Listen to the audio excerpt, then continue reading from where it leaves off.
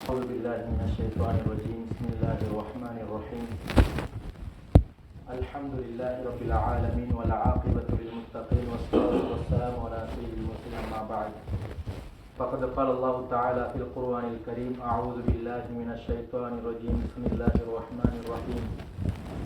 يا بني آدم خذوا زينتكم عند كل مسجد وكلوا واشربوا ولا تسرفوا إنه لا يحب المسرفين. وقال أيضا: وما بكم من نعمة فمن الله. صدق الله العلي العظيم. எல்லா இடங்களிலும் பொதுவாக எல்லா மனிதர்களும் ஒன்று கூடுவார்கள். ஆனாலும் முஸ்லிம்கள் என்பவர்களை பொறுத்த மட்டிலும் வெள்ளிக்கிழமை அன்று அவர்களுடைய சிறு பிராயத்தில் இருந்து பழகிய ஒரு பழக்கம்தான் ஜும்ஆவுடைய நாளில் நேர காலத்தோடு பள்ளிவாசலுக்கு சென்று நல்ல விடயங்களை கேட்டு, அதே போன்று அவர்களுக்கு சிறிய பிள்ளைகள் இருந்தால் அவர்களையும் கூட்டிக் கொண்டு செல்கின்ற பழக்கம் நம்மவர்களிலே முஸ்லிம்களிலே இருக்கக்கூடிய பழக்கத்தை நாங்கள் பார்க்கிறோம். அதே போன்று ஒவ்வொரு முஸ்லிமுடைய உள்ளத்திலும் பள்ளிவாசல் என்பது ஒரு மகத்துவமிக்க கண்ணியமிக்க ஒரு இடமாக கருதப்படுகிறது. எனவேதான் அதில் யாராவது சட்டம் போடுவதை கண்டால், யாராவது அழுக்குகளை போடுவதை கண்டால், சத்தத்தை உயர்த்தி பேசுவதை கண்டால், நாங்கள் சில நேரத்தில் சில நபர்களை நாங்கள் அவர்களுக்கான வழிகாட்டுதல்களையும் வழிகாட்டி இருக்கிறோம் என்பது எந்த விதமான சந்தேகமும் கிடையாது. எனவே அல்லாஹ்வுக்கு இடங்கள் மிக பிரியமான இடமாகிய பள்ளி வாயிலில் நாம் அனைவரும் ஒன்று கூடியிருக்கிறோம். நோக்கம் என்னவென்றால், பேசப்படுகின்ற விடயத்தை நல்ல முறையில் அவதானித்து கேட்டு நம்முடைய வாழ்வில் பேசப்படுகின்ற விடயங்களில் ஏதாவது குறைகள் என்னிடம் இருந்தால் அந்த குறைகளை நீக்கிக் கொள்ள வேண்டும். அதே போன்று பேசப்படுகின்ற நல்ல விடயத்தை நானும் எடுத்து நடக்க வேண்டும் என்கிற நோக்கத்திலே நாங்கள் அனைவரும் கேட்க வேண்டும். எனவே பேசப்படுகின்ற விடயத்தை அழகான முறைக்கு அவதானித்து எங்களுடைய வாழ்வில் நல்ல பல மாற்றங்களை ஏற்படுத்திக் கொள்ள வேண்டும் என்கிற நோக்கத்தை நாங்கள் அனைவரும் எங்களுடைய உள்ளங்களில் ஏற்படுத்திக் கொள்வோமாக. இன்னும் அதே போன்று அல்லாஹ் சுப்ஹானஹு வ தஆலா என்னென்ன கடமைகள் எல்லாம் கடமையாக்கினானோ அந்த கடமைகளை முழுமையாக முடியுமான அளவு எடுத்து நடப்பதற்கும், அவன் தவிர்த்த ஹராமாக்கிய விடயங்களை முற்று முழுதாக தவிர்த்து வாழும்படி முதலாவதாக எனக்கும் அப்பால் உங்களுக்கு நான் வசியத்தும் நசியத்தும் செய்து கொள்கிறேன்.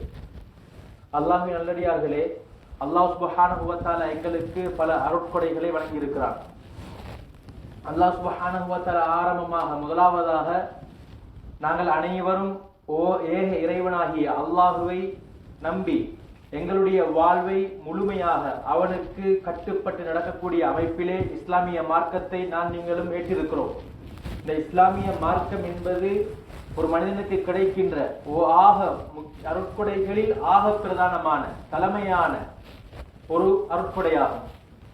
இந்த இந்த இஸ்லாமிய உணர்வு இருக்கும் போதெல்லாம் ஒரு மனிதன் நல்ல கலாச்சாரம் உள்ள, நல்ல பண்பாடுகள் உள்ள, நல்ல ஒழுக்கமுள்ள, தன்னின் மூலமாக அநியாயங்கள் எதுவும் நடந்து விடாமல் அழகான முறையில் நடக்கக்கூடிய ஒரு பழக்க வழக்கத்தை ஏற்படுத்திக் கொள்கிறார். அதே போன்று இஸ்லாமிய மார்க்கம் என்பது எங்களுக்கு அழகான வழிகாட்டல்களை எல்லா கட்டங்களிலும் வாழ்க்கைக்கு தேவையான அனைத்து நேரங்களிலும் எங்களுக்கு வழிகாட்டி இருக்கிறது. ஒரு மனிதன் துப்புவானாக இருந்தால், எச்சில் துப்புவதாக இருந்தால் யாரும் முன்னிலையில் இல்லாதவாறு ஒரு ஓரமாக துப்பிவிட வேண்டும். துப்புதல் அது ஒரு எச்சிலாக வெறுமனே ஒரு தண்ணியாக இருந்தால் பிரச்சனை கிடையாது. அதே ஒரு காரல் கட்டியாக இருக்குமாக இருந்தால் அந்த காரல் கட்டியை மூடிவிட வேண்டும் என்ற ஒரு வழிகாட்டி இருக்கிறது. எந்த அளவுக்கு ஒரு மனிதன் ஆகமாக துச்சமாக கருதக்கூடிய ஒரு துப்புதலை துப்புகின்ற நேரத்தில் ஒழுக்கத்தை காட்டி தந்திருக்கிறது. அதே போன்று ஒரு மனிதன் அவனுடைய தேவையை கழிப்பதற்காக வேண்டி உட்கார்ந்தால் இடது காலில் உட்கார்ந்து கொள்ளட்டும், வலது காலை நெட்டி வைக்கட்டும் என்று சொல்லியிருக்கிறது இஸ்லாமிய மார்க்கம். ஸல்லல்லாஹு அலைஹி வஸல்லம் அவர்கள் வழிகாட்டி இருக்கிறார்கள். எவ்வாறு பைத்துல் ஹலா எங்களுடைய தேவையை நிறைவேற்றுவதற்காக வேண்டி செல்லும் நேரத்தில் நாங்கள் எவ்வாறு உட்கார வேண்டும் என்கிற முறையை எங்களுக்கு காட்டி தந்திருக்கிறார்கள் ஸல்லல்லாஹு அலைஹி வஸல்லம். அதே போன்று கண்ணியத்துக்குரிய மேலானவர்களே, எவ்வாறு திருமணம் முடிக்க வேண்டும், எவ்வாறு மனைவியோடு நடந்து கொள்ள வேண்டும், பிள்ளைகளை எவ்வாறு பராமரிக்க வேண்டும், நான் பிற மதத்தவர்களோடு எவ்வாறு நடந்து கொள்ள வேண்டும், இஸ்லாமிய நண்பர்களோடு எவ்வாறு நடந்து கொள்ள வேண்டும், எவ்வாறு சாப்பிட வேண்டும், எவ்வாறு குடிக்க வேண்டும், எவ்வாறு தூங்க வேண்டும் என்றெல்லாம் சொல்லி முடிக்க முடியாத அளவுக்கு எங்களுக்கு வழிகாட்டல்கள் காட்டி தரப்பட்டிருக்கிறது. அந்த அளவுக்கு ஒரு முழுமையான மார்க்கத்தை தான் நான் நீங்கள் ஏற்றுக்கொண்டிருக்கிறோம். எனவே அருட்கொடைகளில் ஆக பிரதானமான அருட்கொடை இஸ்லாம் என்கின்ற, ஈமான் என்கின்ற இந்த இஸ்லாமிய மார்க்கத்தை ஏற்றுக்கொள்கின்ற இந்த அருட்கொடை இது மாக பிரதானமான முக்கியமான முதலாவதாக அருட்கொடையாகும். இந்த ஈமானுடைய அருட்கொடைக்கு பின்னால் ஒரு மனிதனுக்கு கிடைக்கின்ற இரண்டாவது அருட்கொடை ஆரோக்கியம் என்று சொல்லக்கூடிய, ஆஃபியத் சிஹத் என்று சொல்லக்கூடிய உடல் ஆரோக்கியம். ஒரு மனிதனுக்கு ஈமானுடைய பாக்கியமும் கிடைத்து அவனுக்கு இந்த ஆரோக்கியம் என்கின்ற, உடல் ஆரோக்கியம் என்கிற எந்த விதமான நோயும் இல்லாமல் அழகான ஒரு உடம்பை பெற்றுக் கொள்வானாக இருந்தால், உடம்பை பராமரித்து அழகான முறைக்கான நோயற்ற வாழ்வை வாழ்வானாக இருந்தால், அவனுக்கு கண்ணியத்துக்குரிமையானவர்களே உலக அளவில் வறுமையான வாழ்க்கையை வாழ்ந்தாலும் அவன் பிரதானமான முக்கியமான அருட்கொடைகளை அல்லாஹுவினால் கொடுக்கப்பட்ட அறவாசிக்கு மேற்பட்ட அருட்கொடைகளை அவன் அனுபவித்துக் கொண்டிருக்கிறான் என்று பொருளாகும். கண்ணியத்துக்குரிமையானவர்களே, இன்று நாங்கள் பார்க்கலாம், ஒரு மனிதனுக்கு ஆரோக்கியம் கெட்டு போய்விட்டால் அவனால் எந்த விதமான விடயங்களையும் செய்து கொள்ள முடியாது. மனதில் ஏதோ ஒரு விதமான கவலை இருந்து கொண்டே இருக்கும். அவனுக்கு எந்த அருட்கொடைகள் கிடைத்தாலும் அதனை அனுபவிக்கின்ற அந்த எண்ணம் இருக்க மாட்டாது. எவ்வாறு சரி தன்னுடைய நோய் நீங்கிவிட வேண்டும் என்கிற நோக்கத்திலே அவன் பல வைத்தியசாலைகளுக்கு சென்று தன்னுடைய பணங்களை, சொத்துக்களை செலவழிக்கக்கூடிய நிலைமைகள் நாங்கள் பார்த்துக் கொண்டிருக்கிறோம். எனவே கண்ணியத்துக்குரிய மேலானவர்களே, இந்த உடல் ஆரோக்கியம் என்பது அல்லாஹ் எங்களுக்கு தந்திருக்கக்கூடிய மிகப்பெரிய அருட்கொடை. ஒரு மனிதனுக்கு உடல் ஆரோக்கியம் என்று சொல்லும் பொழுது அதில் 3 விதமான ஆரோக்கியம் அவனுக்கு கிடைக்க வேண்டும். அந்த 3 விதமான ஆரோக்கியமும் கிடைத்தால் தான் அவன் ஆரோக்கியமாக இருக்கிறான் என்பது பொருள். முதலாவதாக உடல் ஆரோக்கியமாக இருக்க வேண்டும், அடுத்ததாக உள்ளம் ஆரோக்கியமாக இருக்க வேண்டும், மூன்றாவது ஆன்மீகம் ஆரோக்கியமாக இருக்க வேண்டும். இந்த 3 விடயங்களும் ஆரோக்கியமாக இருந்தால்தான் அந்த மனிதன் ஆரோக்கியமாக இருக்கிறான் என்பது பொருள். मेरे प्यारे दोस्तों, अल्लाह सुब्हानहू व तआला हम सबको बहुत कुछ नेमतें दिया है. उसमें पहला वाला नेमत इस्लाम, ईमान का नेमत है. कोई बंदे को इस्लाम को फॉलो करने के लिए वो एक अल्लाह को, गॉड को ईमान रखते हुए नबी अकरम सल्लल्लाहु अलैहि वसल्लम के इरशाद के मुताबिक वो जिंदगी गुजार रहा है, वो नियमतों में सबसे पहला नियमत है. क्योंकि इस्लाम में हम सब बंदे को हम जिंदगी किस तरह गुजारना है, इस तरह हमारे सब जिंदगी के हर कोने कोने, हर दर्जे पर हमको इरशाद किया गया है. अगर कोई बंदा टूकता है, अगर वो सब बंदों के सामने बात कर रहा है, उस टाइम हम सब बंदों के सामने नहीं टूकना है, मैं थोड़ा अलग होकर मैं टूकना है. अगर टूक लिया, टूकने में थोड़ा सा बलगम आ गया, उसको मैं क्या करना है, मैं उसको दफन करना है, उसको छुपाना है. इस तरह नबी अकरम सल्लल्लाहु अलैहि वसल्लम को हमको इरशाद किया. अगर कोई बंदा बैतुल खला जाने के वक्त वो बैठता है, वो किस तरह बैठना है, अपने दाएं तरफ, लेफ्ट की तरफ वो वजनी देना है, अपने राइट तरफ को थोड़ा रुकना है, उसको थोड़ा खड़ा करना है. इस तरह नबी अकरम सल्लल्लाहु अलैहि वसल्लम ये जो बैठने का तरीका भी हमको बताया. और इसी तरह किस तरह जिंदगी गुजारना है, किस तरह शादी करना है, किस तरह सोना है, किस तरह खाना है, इस तरह बहुत कुछ हमको आदब बताया. नबी अकरम सल्लल्लाहु अलैहि वसल्लम के जरिया अल्लाह इस्लाम को मुकम्मल किया. हम जो इस्लाम कोई बंदा फॉलो कर रहा है, वो अच्छा वाला हजारत, अच्छा वाला सकाफत वो फॉलो कर रहा है. अगर उसका मूंछ ज्यादा आ गया, उसको थोड़ा कम करना है. और इसी तरह नाखून काटना है, बालों को अच्छी तरह काटना है, उसको तेल लगाना है. इस तरह अल्लाह ने हमको ये इस्लाम को अच्छी तरह उसको अगर देखेंगे हमारे जिंदगी में सुकून आएगा, एक मुसलमान को देखने के टाइप. इस तरह हमारे बदन के बारे में इस तरह अच्छा हुस्नुल खुलुक के साथ दूसरों के साथ मुआमला करने के बारे में अल्लाह हमको बताया. ये पहला वाला नियमत है, सबसे पहले ईमान, इस्लाम. उसके बाद दूसरा दर्जे में आएगा हेल्थ. अगर कोई बंदे को ईमान के बाद अच्छा वाला हेल्थ मिल गया, उसको अल्लाह ने बहुत कुछ नेमतें दे दिया. अगर कोई बंदे को हेल्थ खराब हो गया, अगर उसके पास कितने भी नेमत हो, कितना भी पैसा हो, कितना भी बड़ा रकम हो, कितना भी बंगला हो, लेकिन उसका दिल में सुकून नहीं आएगा। क्यों? उसका हेल्थ प्रॉब्लम है। वो हर टाइम, हर महीना, हर हफ्ता वो हॉस्पिटल जा रहा है, अपना पैसा खर्च कर रहा है। उसके दिल में अगर वो किस तरह भी हो सो जाए, लेकिन उसका दिल में सुकून नहीं होगा। इसलिए ईमान के बाद आफियत वाला, सेहत वाला जिंदगी एक बहुत बड़ा नियामत है, दूसरा नंबर पर आएगा। अगर कोई बंदे का हेल्थ अच्छा है, उसका माना किया है वो 3 चीजों में अच्छी तरह होना चाहिए। एक, उसका जिस्म, उसका बदन अच्छा होना चाहिए। उसके बाद उसका दिल अच्छा होना चाहिए। तीसरा नंबर, उसका रूहानी इबादतों में उसका दिल अच्छा होना चाहिए। ये 3 चीज अच्छा हो गया, वो हेल्थ ஆஃபியத் வாலா ஜிந்தகி குசர் ரஹா ஹை, उसका माना மீனிங் है। எனவே கண்ணியத்துக்குரிய மேலானவர்களே, அருட்கொடை உடல் ஆரோக்கியம் என்ற அந்த அருட்கொடைக்குள் இந்த 3 விடயம் உள்ளடங்க வேண்டும். என்னுடைய உடம்பு, உள்ளம், ஆன்மீகம், இந்த 3ம் அழகான முறைக்கு இருந்தால்தான் என்னுடைய உடல் ஆரோக்கியம் அழகாக இருக்கிறது, பெர்ஃபெக்ட்டாக இருக்கிறது என்பது பொருள். ஒரு மனிதன் உடல் ஆரோக்கியம் முதலாவதாக இருக்கக்கூடிய உடல் ஆரோக்கியத்தை பொறுத்தவரையில் முதலாவதாக அவன் உணவு அழகான முறைக்கு சாப்பிட்டுக் கொள்ள வேண்டும். உணவு சாப்பிடுவது என்பது நாங்கள் சொல்லக்கூடிய அந்த அமைப்பிலே நாங்கள் வழங்கி வைத்திருக்கக்கூடிய அமைப்பு கிடையாது. அல்லாஹ் குர்ஆனில் சொல்கிறான், நீங்கள் சாப்பிடுங்கள், பிடியுங்கள், வீண்வரையம் செய்யாதீர்கள். அல்லாஹ் வீண்வரையம் செய்பவர்களை விரும்புவது கிடையாது என்று சொல்கிறான். ஆனால் சிலர் இதனை தவறுதலாக புரிந்து கொள்கிறார்கள். எவ்வளவு ஆக்கி இருக்கிறோமோ, எவ்வளவு சமைத்திருக்கிறோமோ அவை அத்தனையும் நாங்கள் சாப்பிட்டு விட வேண்டும், அதனை நாங்கள் கொட்டிவிடக் கூடாது என்பதாக நாங்கள் நினைக்கிறோம். ஆனால் அப்படி கிடையாது. கண்ணியத்துக்குரிய மேலானவர்களே, எவ்வளவு பசி தீருகிறதோ, கொஞ்சம் மூச்சு விடுவதற்கான அமைப்பு எவ்வளவு உருவாகிறதோ, பசியை போக்கிக் கொள்ளக்கூடிய அளவுக்கு சாப்பிட வேண்டும். அடுத்த ஒரு பகுதியை குடிப்பதற்காக வேண்டி தண்ணீரை குடித்துக் கொள்ள வேண்டும். ஒரு பகுதியை மீதமாக விட வேண்டும், மூச்சு விடுவதற்காக வேண்டி காலியாக விட வேண்டும். இதுதான் அந்த பொருளை தவிர சமைத்தவைகள் அனைத்தையும் சாப்பிட்டு விட வேண்டும், வீசிவிடக் கூடாது என்பது பொருள் அல்ல. எவ்வளவு தேவையோ அவ்வளவு சாப்பிட வேண்டும். இன்னும் அதே போன்று ஆரோக்கியமான உணவை சாப்பிட வேண்டும். தானிய வகைகள், கீரை வகைகள், பழங்கள் போன்றவைகளை அதிகமாக சாப்பிட வேண்டும். இறைச்சி வகைகளை முடியுமான அளவு குறைத்துக் கொள்ள வேண்டும். அதே போன்று எப்போது பசி எடுக்கிறதோ அந்த நேரத்தில் சாப்பிட வேண்டும், அதுவும் அளவோடு சாப்பிட வேண்டும் என்கிற முறை எங்களுக்கு சொல்லித் தரப்பட்டிருக்கிறது.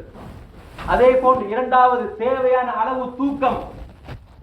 உடல் ஆரோக்கியத்திற்கு மிக முக்கியமான ஒன்றுதான் தேவையான அளவு தூக்கம். அல்லாஹ் குர்ஆனில் சொல்கிறான், வஜஅல்னா நௌமக்கும் சுபாத்தன், நான் உங்களுக்கு தூக்கத்தை ஓய்வாக, ஆரோக்கியமாக, நீங்கள் ஓய்வெடுப்பதற்காக தந்திருக்கிறேன். எனவே தூக்கம் என்பது இன்றியமையாத ஒன்று. எந்த அளவுக்கு சொன்னால், அல்லாஹ் தஆலா நபி ஸல்லல்லாஹு அலைஹி வஸல்லம் மூலமாக எவ்வாறு தூங்க வேண்டும் என்கிற முறையை காட்டி தந்திருக்கிறான். தூங்குவதற்கு ஒரு ஒழுங்குமுறை இருக்கிறது. முதலாவதாக தூங்குவதற்கு நேரத்திலே நாங்கள் உது செய்து கொள்ள வேண்டும். இரண்டாவதாக நாங்கள் உறங்குகின்ற விருப்பை அழகான முறைக்கு தட்டிக்கொள்ள வேண்டும்.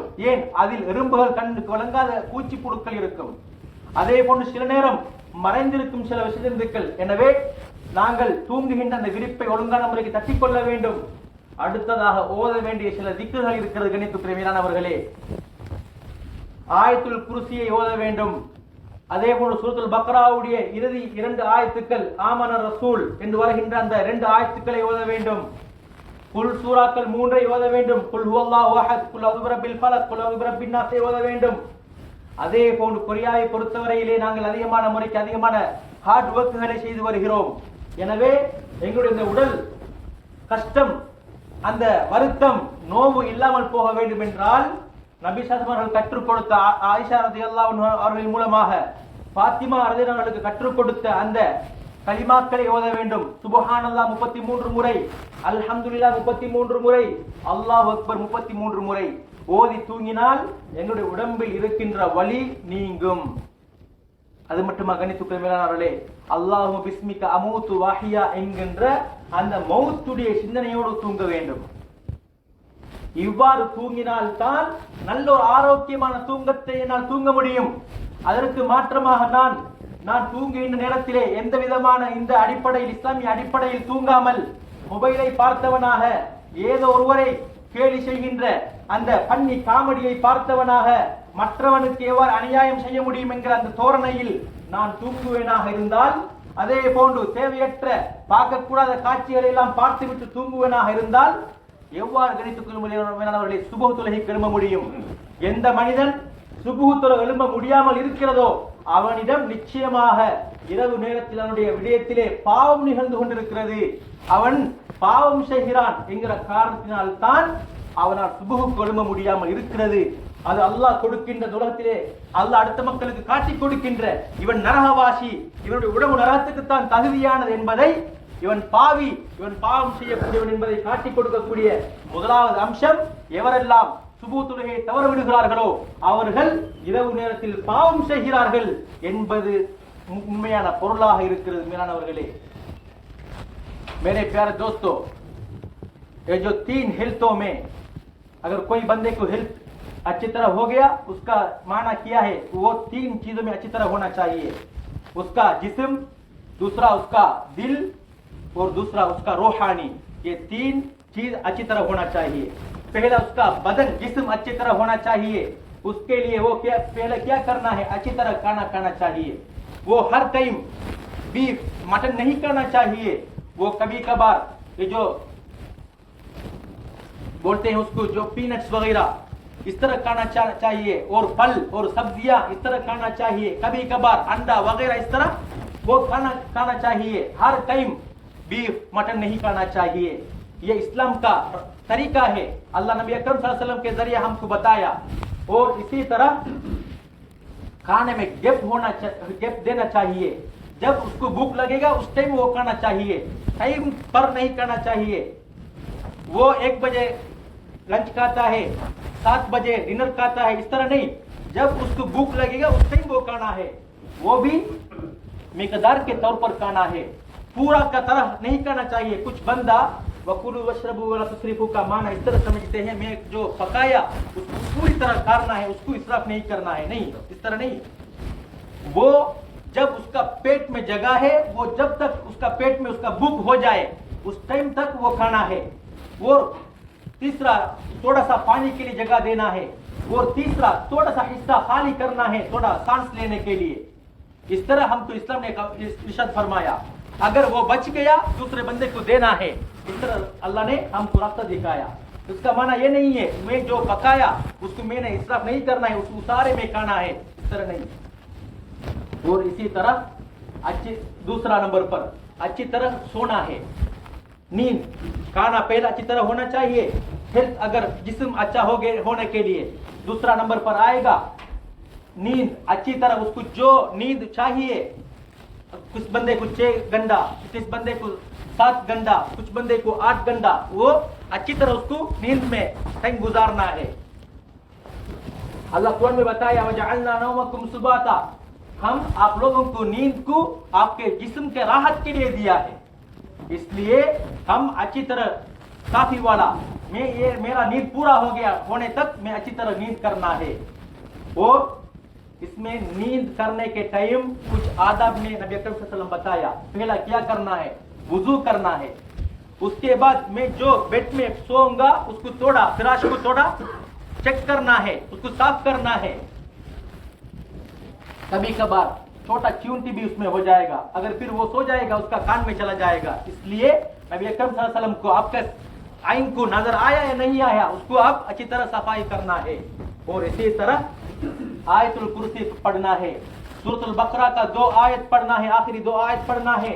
हम कोरिया में बहुत कुछ काम करते हैं, हार्ड वर्क करते हैं। नबी अकरम सल्लल्लाहु अलैहि वसल्लम फातिमा ने को क्या सिखाया, आप ये कलिमा पढ़ेंगे आपका जिस्म में जो दर्द है वो निकल जाएगा। सुभान अल्लाह 33 मरतबा, अल्हम्दुलिल्लाह 30 मरतबा, 33 मरतबा, अल्लाह अकबर 33 मरतबा। अगर ये कलिमा हम पढ़ेंगे हमारा दर्द निकल जाएगा। और इसी तरह अल्लाह बिस्मिका अमूत वाहिया, ये मौत का जिक्र में हम सो जाना है। हम मोबाइल को देखकर किसी बंदे को कॉमेडी करते हैं, उसको जोड़ा प्रंग करते हैं, उसको देखकर दूसरे बंदे को जुल्म करने के टाइम वो देखकर हम सो जाते हैं। और कभी कभार नंगे औरत को देखकर हम सो जाते हैं, कभी कभार वो फिल्म वगैरह का हम देखकर सो जाते हैं, फिर हमारे किस तरह हम सुबह नमाज के लिए उठ सकता है। हसन बसरी रहमतुल्लाह बताया, जो बंदा रात के टाइम गुनाह करेगा वो पहला महरूम हो जाएगा सुबह का नमाज। वो सुबह नमाज के लिए उठने के लिए उसको मुश्किल हो जाएगा। इसलिए हमारे नौम को, हमारे नींद को इस्लाम वाला नींद बनाना है। और इसी तरह वर्जिश करना है, थोड़ा एक्सरसाइज भी करना है, थोड़ा निकलना है बाहर, थोड़ा देखना है अल्लाह क्या किया, अल्लाह ने पैदा किया, किस किस बंदों को थोड़ा देख लेंगे। अल्लाह मुझे कुछ नेमत दिया है लेकिन उसके पास वो नहीं होगा, इसलिए हमको आखिरत वाला भी ज़हन भी आ जाएगा। और इसी तरह दिल का सेहत, किसी दूसरे के बारे में हम गीबत बुग़्ज़ कीना नहीं रखना चाहिए, वो दिल सुकून नहीं होगा।